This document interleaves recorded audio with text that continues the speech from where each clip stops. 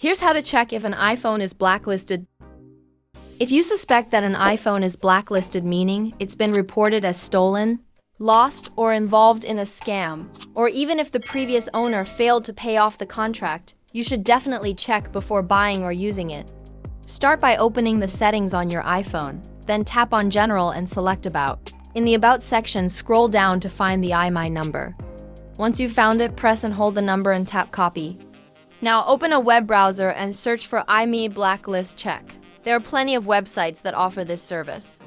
Tap on one of the search results and paste in the IMEI number you copied earlier. Hit check. You may be asked to prove you're not a robot, so complete the verification, and you'll likely see some ads on the page.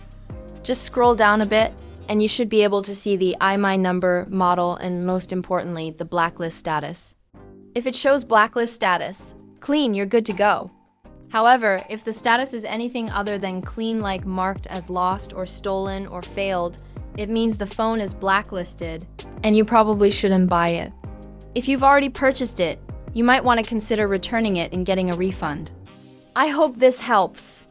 If it did, please hit the subscribe button below. It really helps me out. Thanks for watching.